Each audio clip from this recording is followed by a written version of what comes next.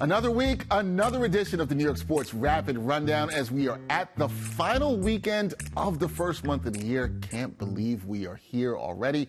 Joining me this week to sit in the hot seat as we close out January is a man who is a combat sports fan. He is the host of The Fight Fan with Pete Hoffman, also a producer of the Brandon Tierney and Sal Licata show, as well as a host on WFAN, the one and only Pete Hoffman. Pete, what's up, man? Dex, I'm hanging out, man. I'm feeling good. Thank you so much for having me here, man. I'm stoked. Well, look, I'm glad. We always get to talk sports a little bit every now and then. Sometimes we're in passing at the fan, but, I had to have you on here. I'm glad to do it. Pete, here's what we're going to do. We're going to get into the hottest 3 topics in New York sports this week. We're going to talk about the Yankees. They made changes to their jerseys. Interesting. Kayvon Thibodeaux wanting Saquon Barkley to secure a bag. But first, we got to talk about the New York Knicks, particularly Knicks fans not being happy with a few things this week surrounding star point guard Jalen Brunson. Now, Pete, on Thursday, the league announced the starters for next month's All-Star game. Brunson was not named a starter. I see you throwing up your hands. Some people were disappointed. Some of the orange and blue faithful. Here's the question. Did the Knicks point guard get robbed here? Should he have been named a starter? And do you think he'll still make the squad as a reserve? So, Dex, here's the thing, right? Like, I could sit here and try to get you some numbers here. Like, he's a top scorer in the league. He's up there, top 13 for assists and stuff like that. And there's some other numbers that maybe not swing his way, but it's not just the numbers that you look at. Look at the Knicks as a whole. Look at the squad as a whole. Look at where this team has gone from. For decades, we've been dying. Knicks fans have been dying to have a star player, and he's emerging in Jalen Brunson. And so, yeah, of course he should be an all-star. And it's not just about the stats that he's putting up. It's about what he does on the court and making the team better. And those, unfortunately, don't show up on paper. They don't show up as statistics all the time. And that's where he's missing out on. So, yeah, some people, the flashy name, the household names, the Steph Curry's, LeBron James are always going to get picked. But Jalen Brunson, where'd he come from? He's a workhorse. He's a blue-collar guy. He's like you and me. We go out there and work our tail off, and that's what he's doing. And that's why Knicks fans love him. Yeah, Knicks fans love him. I think there's something to what you said there, too, right, in that his game is not sexy or flashy. It's not that. Now, it's efficient, and I think all that matters for sure, but it's not that. And so he might not get the national fan vote. Now, there's some criticism that Knicks fans maybe didn't show up for him in terms of voting, but I think he gets in as reserve, don't you? I mean, he has to. If he doesn't, then that's 2 years in a row he's gotten the shaft. And that's he's a little underrated, I got to be honest here. Like, he's getting a lack of respect from across the board in the NBA, fans, media. He needs more attention because what he's done, it's impressive. So, yeah, if he doesn't get in, there's going to be serious issues, and it's going to come from the Knicks fans. Oh, man, it's going to come from the Knicks fans, and they will take to social media to let you know, which brings us in to the next part of this discussion because earlier this week, Knicks fans, they were beefing with WNBA star, TNT analyst Candace Parker after she said on Tuesday night that Brunson did not play well in the Knicks Eastern Conference semifinal series when they lost to the Heat last year. Now, we got to talk about facts. We're only going to talk about facts here, Pete.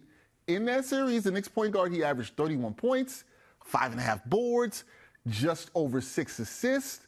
So a portion of the fan base, they were sure to take it to social media, and they let Parker know that they thought that she was wrong, that she did not come with the facts.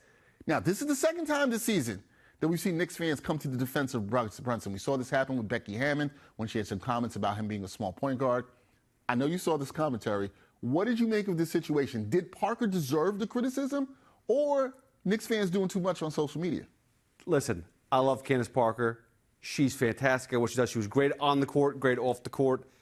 She deserves the criticism. Listen, if you want to tell me that Game 1 of that Eastern Conference semifinals was not a great game for Jalen Brunson, yeah. Like, he admitted it. It was terrible. It was an awful game. But the rest of the series, he showed up. By the way, he was hurt going into that series. He was on the injury report. You can't just push that aside. I know we don't want to put injuries as an excuse here, but the reality is he played and put up those stats that you just mentioned. Yeah.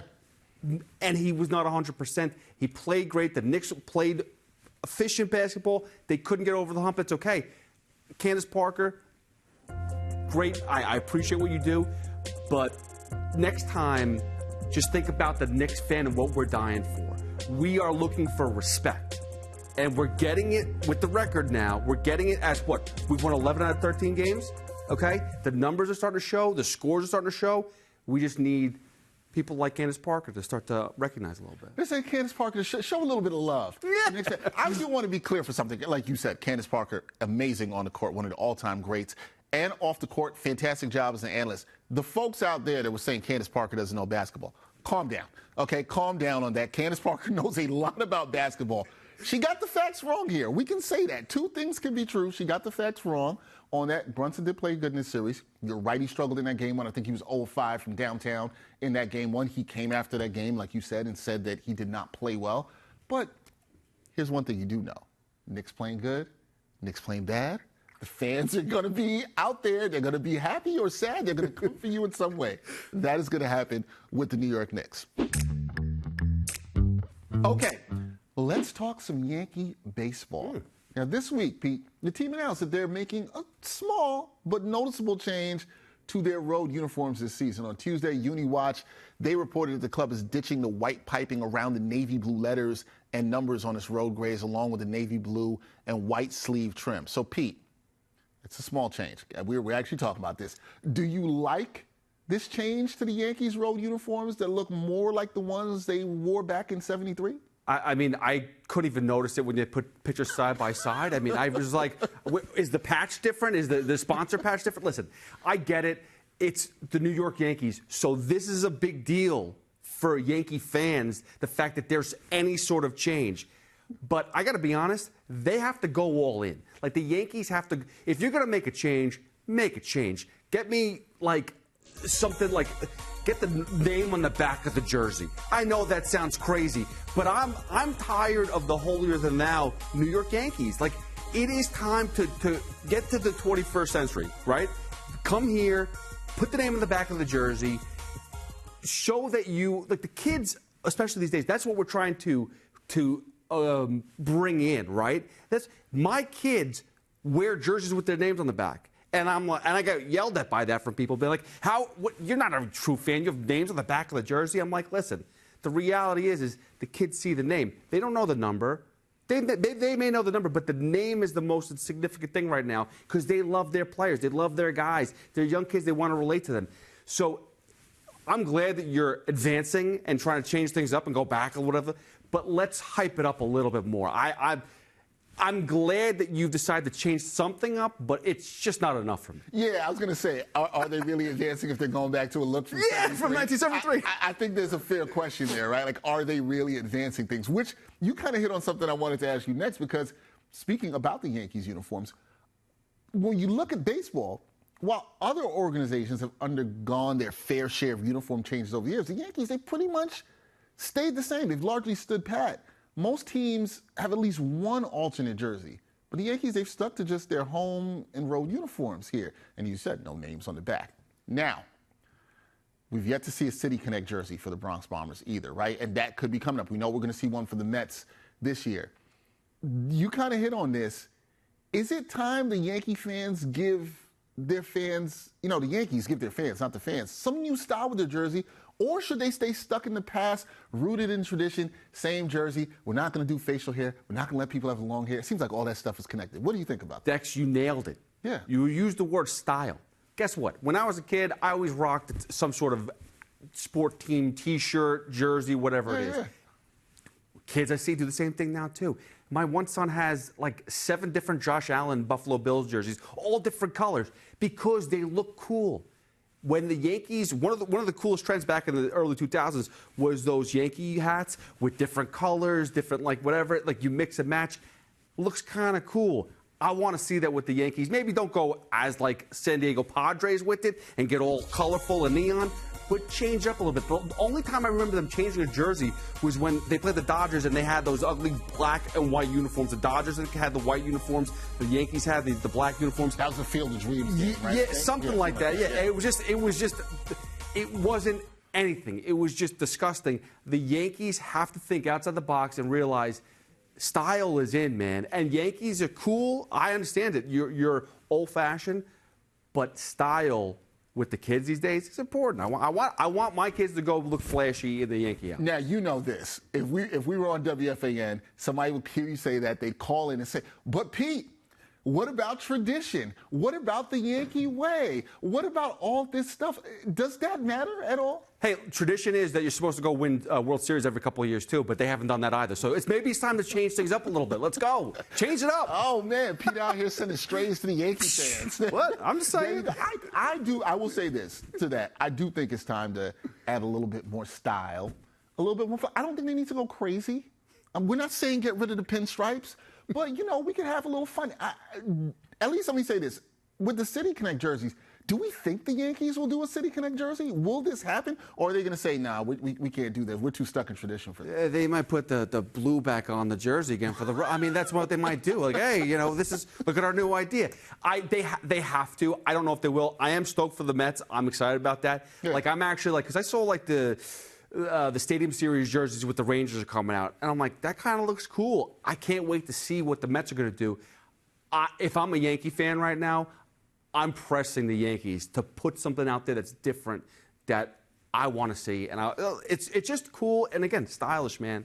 Something to wrap your head around, man. I think it's good. I think style's good. I'm intrigued to know how fans feel about this. Do they want to see the Yankees make some more changes to the jersey? Do you agree with me and Pete? Maybe you don't. Maybe you want to be stuck in tradition. But you can have some style, have some fun. You can do something a little different. I think it's okay. I think it's great. Yeah, good idea. We'll see what happens. Okay, Pete, we got to talk about some football. The New York football teams, they're not in the playoffs, but we're still going to talk about one of them. That would be the New York Giants. Now, this week, linebacker Kayvon Thibodeaux, he hopped on the 7 p.m. in Brooklyn podcast with Carmelo Anthony and the Kid Mero, and he said he's mad that the Giants cut a big check to Daniel Jones before they gave one to Saquon Barkley. Does Thibodeaux have a reason to be mad here, and should the G-men have given Saquon the bag first? I mean, Kayvon, I know it's his second year. He had a solid year. Someone that was absent for some games, let's be serious here, whether it was the defensive schemes or whatever it is. For someone to step up and start talking about finances, about other teammates, it's a little dicey, in my personal opinion, but he's supporting Saquon. So I get that. It's not as much of a diss to Daniel Jones, it's more of a support to Saquon Barkley. However, if you know the business of it, this is what the Giants had to do. They had no choice but to keep Daniel Jones and franchise Saquon Barkley. So does he have a case that they should have paid Saquon? Yeah, I think he's the best running back in maybe not in the league, but he's top 5, no questions asked. And he deserves to get paid. The guy was a workhorse. He's in a franchise that has been disappointing since he's been on the team. He's the one that, when he steps on the field healthy, is the most consistent. And you would like to reward those guys. And it's one of those things, too, where at football, too, you want to see someone special finish their career as a Giant. Like, what did Eli Manning say when he retired? Once a Giant, always a Giant. And I would like to see Saquon like that, too. I'm not sure if that's going to happen, but I could understand Kayvon's frustration and wanting to see Saquon get rewarded for all the work he does. Because guess what? If Kayvon performs well, and he's not going to get paid either, that goes through his head too a little bit. Yeah, I do think players think about that. I think people like to act like that doesn't happen, but he's thinking about the future and his bag and what happens for him. And when you see somebody else who's maybe done so much for the franchise, again, I think you make a good point there. Saying this about Saquon isn't throwing shade to Daniel Jones. It's just saying maybe you thought they should have valued things a little bit differently.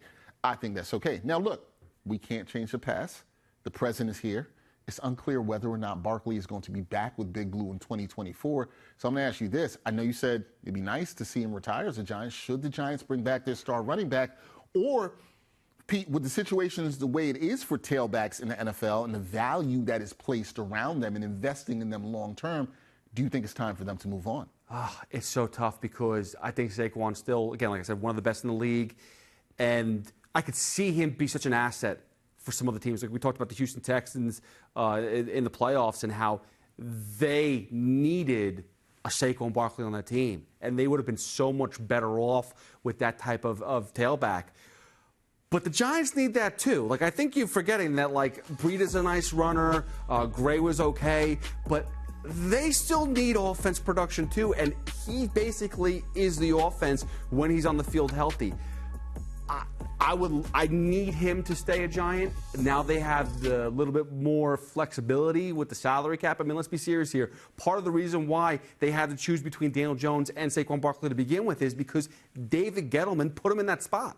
They were in such salary cap hell that they were put in this spot. Now, they have more flexibility. They're going to make a signing here or there. It's going to be a little bit different. I would love to see the reward. If I'm going to... The franchise tag seems still like the best business decision for the Giants. It's not the best decision for Saquon, obviously. No. But I do see one more year from Saquon. One more year for Saquon at that franchise tag. We know that's not what he wants. He still is looking for a long-term deal. But I don't want to say this because obviously he's a professional athlete, gets paid a lot of money, but it's hard for running backs out there. They're not starving, just to be clear, but it's hard for them in terms of getting the value of what they might have contributed early in their career and what teams want to pay them. It's tough. We'll see what happens with the Giants next year. It should be interesting. But you did a great job coming on the New York Sports Rapid Rundown. Dude, it was fun, man. This was a breeze. I want to get me back on again. Oh, let's keep on going. Happen. These go by too quick. But that's why it's called Rapid Rundown. Yeah. It's not slow rundown. You know what I mean? Like it's right. We try to get through these quick. I feel like it is too quick, so we got to get you on for some longer stuff. But everybody, please check out the work of Pete Hoffman. Does a great job producing Brandon Tyranny and Sal Licata on The Fan. Also check him out hosting. And Big Combat Sports Guy, which we're going to have to talk some more about. I've talked about that. We got to talk more about that. Whenever you want, and let's go to a fight soon, bro. Let's go have a good time. It's been a while for me going to a fight. And I've never been to a UFC fight, so I got to get that done. Well, okay, that's next up on the list. Atlantic City, bro. March 30th. Let's do this. Yo, done. AC, March 30th. We'll have Pete Hoffman back on the New York Sports Rapid Rundown. Thank you, everybody, for watching this. We will see you next week on the show. Peace.